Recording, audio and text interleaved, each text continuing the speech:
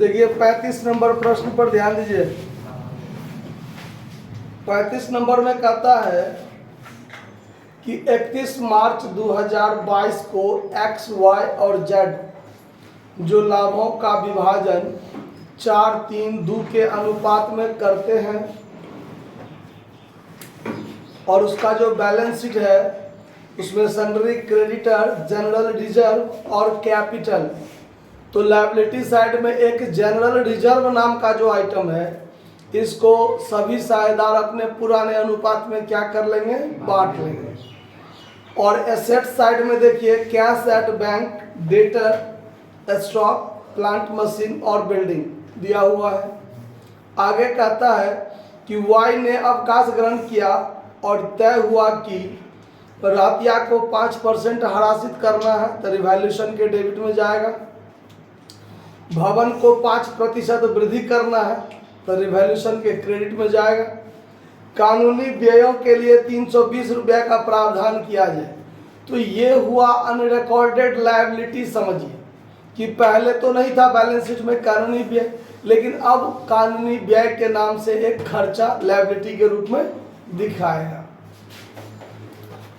उसके बाद फर्म के ख्याति का मूल्यांकन 14,400 हुआ। पूरे 14,400 पूरे फर्म का गुडविल।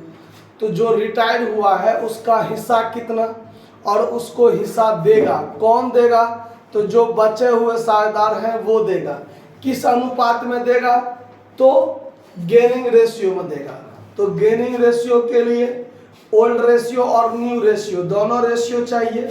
तो सवाल में दोनों रेशियो दिया गया है। जो पॉइंट नंबर 5 में है कि एक्स और जेड भावी लाभों को 5-3 के अनुपात में बांटते हैं। तो दोनों अनुपात हो गया ना।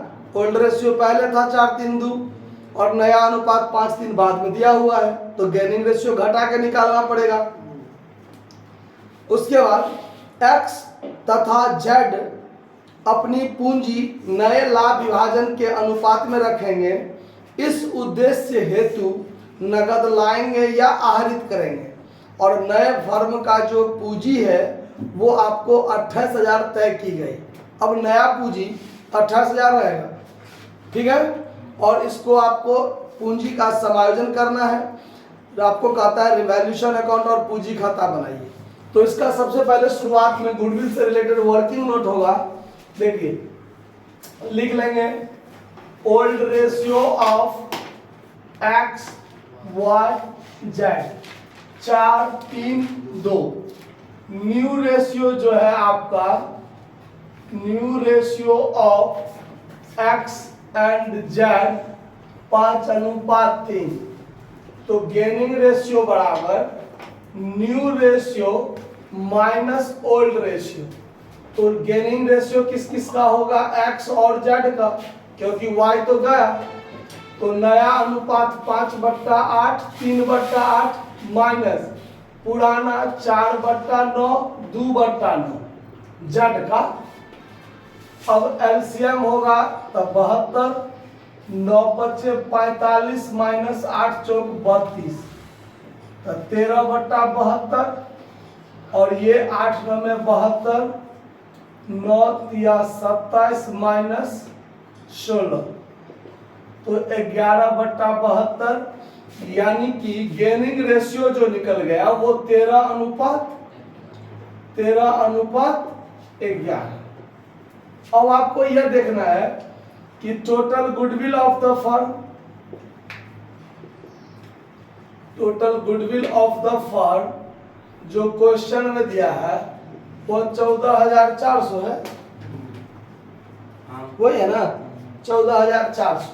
तो अब साझेदार रिटायर्ड हुआ तो wise share in goodwill, wise share in goodwill तो 14,400 गुने 3 कितना 9, 3/9 है ना।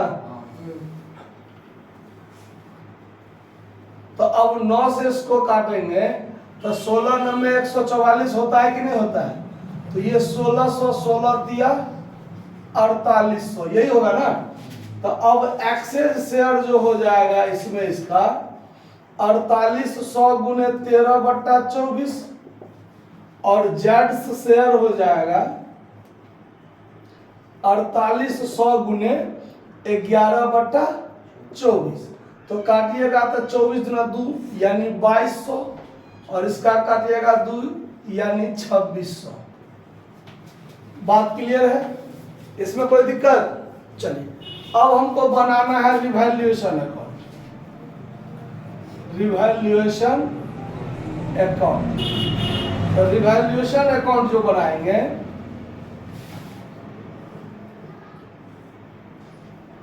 DRCR, तो पहला पॉइंट है रहतिया को 5% हरासित किया जाए। तो रहतिया है 7000 का, 7000 का 5% हो जाएगा 350। तो डेबिट में हो जाएगा टू स्टॉक 350। उसके बाद भवन को 5% वृद्धि करना है, तो भवन है 25,000, तो 25,000 का 5% 1250। तो ये क्रेडिट में हो जाएगा by building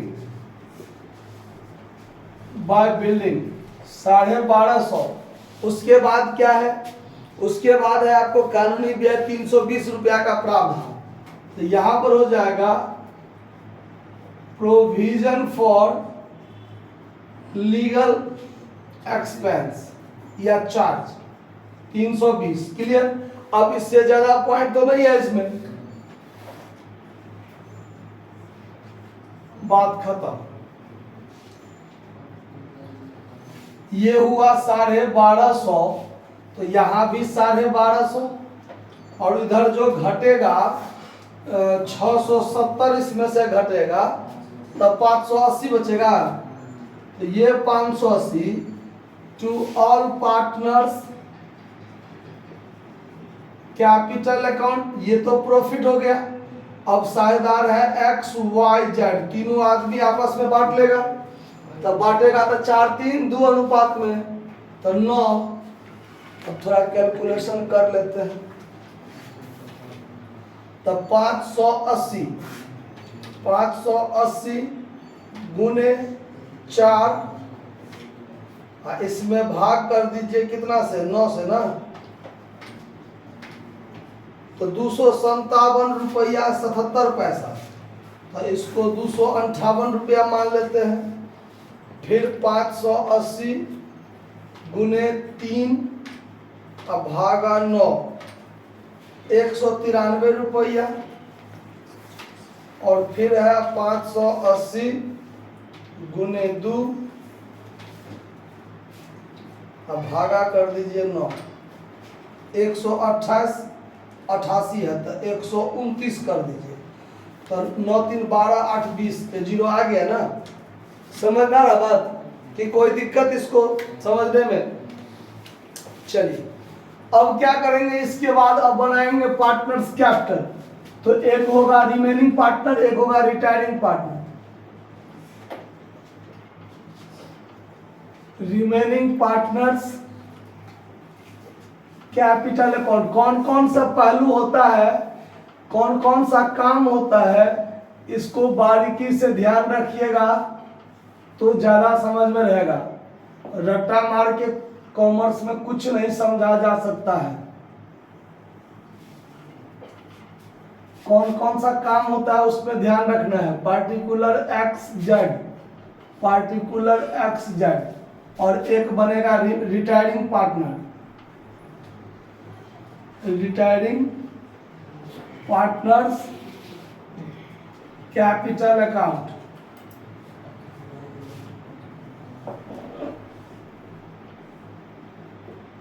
debit credit, particular amount, साझेदार जो रिटायर्ड हुआ वो कौन है? वाई। क्लियर बात? और जब पार्टनर्स कैपिटल खोलेंगे तो सबसे पहला काम तो होगा बाय बैलेंस BD करना। तो इसमें भी होगा बाय बैलेंस BD। तो XYZ का पूंजी देखिए कितना है? 19,000, इसका 19,000 और Y का 14,000 और Z का 12,000। ठीक है, ऐसा नहीं कि 19,000 14,000 12,000 कर दीजिएगा तो आप Z को रिटायर कर दीजिएगा। रिटायर कौन होगा? Y होगा। तो Y का पूंजी Y में देना है और XZ का XZ में देना है। ठीक है। उसके बाद बैलेंस शीट के लायबिलिटी साइड में जनरल रिजर्व था 1800, तो जनरल रिजर्व ई भी लेगा और ई भी लेगा, दोनों लेगा ना। तो 1800 को बांटेंगे तो 9 से भाग देंगे तो 200, तो 4 गुना 800 इसका हिस्सा और 2 तिया 600 इसका हिस्सा और 2 दूना 400 इसका हिस्सा। क्लियर। उसके बाद बैलेंस शीट में और तो कोई आइटम बांटने वाला नहीं है, नहीं। अब ये रिवैल्यूएशन अकाउंट का जो प्रॉफिट है ये क्रेडिट साइड में जाएगा, बाय रिवैल्यूएशन अकाउंट प्रॉफिट, यहां भी बाय रिवैल्यूएशन अकाउंट प्रॉफिट। तो इसका हिस्सा निकला है 258, इसका 193 और इसका 129। क्लियर। कोई दिक्कत बात को समझने में है ना। चलिए, अब जो रिटायर किया है तो उसको तो ये हिस्सा मिलेगा क्रेडिट साइड में, वाई को मिलेगा तो देगा कौन, एक्स कैपिटल के माध्यम से और जेड कैपिटल के माध्यम से। ये देगा 2600 और ये देगा 2800, यानी इसको मिलने वाला टोटल आइटम क्लियर। तो वाई का खाता पहले क्लियर कर लेते हैं। छठा नंबर पॉइंट कहता है वाई को 5000 नगद चुकाया गया, शेष उसके ऋण खाता में भेजा गया। तो अब इसका टोटल है कितना, था यहाँ पर उसको टू कैश अकाउंट पेड किया गया है 5000। सवाल में बैंक है तो बैंक का ही प्रयोग कीजिए, तो यहाँ पर टू बैंक अकाउंट लिख दीजिए, ठीक है ना। अब देखिए इसको जोड़ के हो जाएगा 14000 प्लस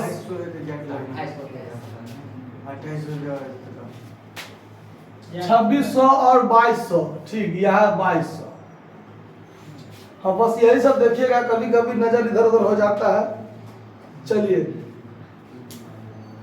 तो 14000 प्लस 600 प्लस 193 प्लस 26 और इसको जोड़ के 4800 होता है, तो एक के बार 4800 जोड़ दीजिए तो 19593, 19593, 19593, 5000 इसको दे दिए, 5000 दे दिए तो 14593 है। 14593 टू वाइज लोन अकाउंट का आंसर है ना। क्लियर हो गया। लेकिन अब इसमें आइए जो बचा हुआ शायद है, तो अब ये वाला जो पॉइंट है, ये पॉइंट तो यहां भी जाएगा, जाएगा कि नहीं जाएगा। टू वाइज कैपिटल अकाउंट, ये दिया 2600 और ये दिया 2200, तो इसमें जोड़ घटाव करके टू बैलेंस शीट नहीं करना है, ठीक है। यहां पर वर्किंग नोट एक कर लेते हैं, यहां पर वर्किंग नोट कर लेते हैं। देखिए working note, adjustment of capital, adjustment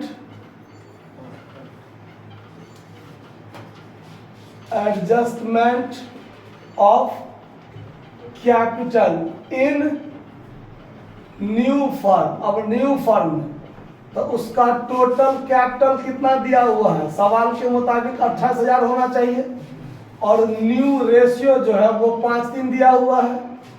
तो एक्सेस कैपिटल जो होगा वो कितना, 28,000 गुने 5/8 और जेड्स कैपिटल कितना होगा 28,000 गुने 3/8। तो अब इसका जब कैलकुलेशन कीजिएगा तो 28,000 गुने 28,000 गुने 28,000 गुने 5, अब भागा कर दीजिए कितना होगा 8 ना, 8 17,500, इसका पूंजी 17,500, तो इसका कैलकुलेशन कीजिएगा तो 10,500 होगा, तब ना दोनों को मिला के 28,000 हो जाएगा, होगा कि नहीं होगा। तो अब यहां पर हमको क्या कर लेना है, सबसे पहले टू बैलेंस शीट लिख देना है कि इसका 17,500 होगा, इसका 10,500 होगा, जोड़ घटाव करके सीडी नहीं करना है। जब नया पूंजी दे दिया हो या पूंजी का एडजस्टमेंट करना हो तो नए फर्म का जो पूंजी होगा उसको पहले नया अनुपात में बांटकर जो सीडी होगा वो होगा, जो बटा गया वो। अब दोनों को जोड़ घटाव करना है। तो इधर का जोड़ हुआ 17 दू 19 एक 20,100। इधर अगर देखा जाए तो 20,058 होता है कि नहीं होता है। तो 20,000 17 दूनी से 20,100 यहाँ लिखेंगे, 20,100 यहाँ लिखेंगे, 19,000 8 दू 1,000 ये हो गया। तो 20,058 है। तो 100 पुराने के लिए 42 रुपया इसको ला कर देना पड़ेगा बाय बैंक अकाउंट ब्राउट लाना पड़ेगा कि नहीं लाना पड़ेगा। इसका देखिए 10 दू 12,700, इसका है 12,629 रुपया है। तो इसको भी लाना पड़ेगा। तो इसको भी ला दीजिए। 10 दू 12,700 यहाँ हो गया, तो यहाँ भी 12,700 लिखिए, और ये हो गया 12,000, ये 529। तब 529 और 700 पुराने के लिए 171 लाना पड़ेगा ना, कि लाना पड़ेगा नहीं लाना पड़ेगा। बात समझ में आ गया। तो ये इसका भी आंसर दिया हुआ है कि नहीं दिया हुआ है वो देख लीजिए। नहीं दिया हुआ है कोई बात नहीं, जोड़ घटाव तो ठीक है, कैलकुलेशन क्लियर है। अब हमको बनाना है बैलेंस शीट। क्या बनाना है? तो सवाल में बैलेंस शीट बनाने के लिए नहीं कहता है, लेकिन हम बना इसलिए देते हैं ताकि आपको जब पूछे कहे बनाने तो उसमें कंफ्यूजन ना हो। परीक्षा में जितना ही कहेगा बनाने उतना ही बनाइएगा, लेकिन अभी सीख रहे हैं, पूरा बना के देखते हैं। New balance sheet. अब जब वाई रिटायर कर गया उसके बाद का जो बैलेंस शीट होगा वो कैसे होगा देखिए। ये लायबिलिटी अमाउंट, एसेट्स अमाउंट। सवाल में लायबिलिटी साइड में सबसे पहले है क्रेडिटर 7700। तो क्रेडिटर में कोई बदलाव नहीं हुआ तो 7700 ज्यों का त्यों हो जाएगा। जनरल रिजर्व बटा गया, बात खत्म। अब एगो लायबिलिटी के रूप में 320 रुपया लीगल एक्सपेंसेस, ठीक है, प्रोविजन फॉर लीगल एक्सपेंस 320 रुपया लिख लीजिए, और उसके बाद सीधे कैपिटल लिख लीजिए। तो कैपिटल में एक्स और जेड का हो जाएगा 17,500 और 10,500 मिलाकर 28,000 रुपया कुल मिलाकर हो गया, ठीक है। और उसके बाद वाई का लोन छूटा हुआ है। तो वाई का लोन छूटा हुआ है तो यहाँ पर लिख दीजिए वाइज लोन 14,593, यही था ना, 14,593। अब एसेट्स में आइए। तो एसेट्स में बैंक है। तो बैंक बैलेंस पहले से कितना था देखिए, 6,300 था। 6,300 पहले से था। नया साझेदार कहते हैं, पुराना साझेदार जो बचा हुआ है वो ला रहा है 42 रुपया और 171 रुपया। उसमें से हम 5,000 जो रिटायर किया उसको हम दे दिए, तो वो घटा देंगे। तो अब जब ये काम हो जाएगा वो 6300 प्लस 42 प्लस 171 माइनस 5,000, तो 1,513 रुपया मेरे पास लगातार बना रहेगा, ठीक है। 6300 था, पूंजी समायोजन में 42 रुपया और 171 रुपया लाना पड़ा, वो जोड़ देंगे, और जो रिटायर्ड किया उसको 5,000 हम दे भी रहे हैं तो वो घटा देंगे, तो बाकी 1,513 रुपया हमारे पास लगातार अभी बना रहेगा। उसके बाद डेटर 6,000 था, डेटर 6,000 था, 300 का प्रावधान था इसमें, नया में कोई बदलाव नहीं हुआ, तो वही जो का त्यों 5700 रह जाएगा। उसके बाद स्टॉक 7,000 का था, स्टॉक 7,000 का था, 350 हरासित हुआ, तो 6,650 रुपया रह जाएगा आपका। उसके बाद plant machinery 10,500, plant and machine 10,500, कोई बदलाव नहीं होगा। और बिल्डिंग 25,000 था, बिल्डिंग 25,000 था और 1,250 रुपया इसमें बढ़ गया, तो 26,250 हो गया। कोई दिक्कत इस बात को समझने में? अब ये बात खत्म हो गया, टोटल को जोड़ दीजिए, बराबर हो गया तो सवाल पर विजय प्राप्त हो गया। 7700 प्लस 320 प्लस 28,000 और प्लस 14,593 रुपया। 50,613 इधर हुआ, इधर भी देख लीजिए 1513 है, 5700 है, 6,650, 10,500 और 26,250, 26,250, 50,613 इधर भी हो गया। तो सवाल समझने में कहीं किसी को कोई दिक्कत, कहीं कोई दिक्कत नहीं है? उसको नोट कर लिया जाए। धन्यवाद।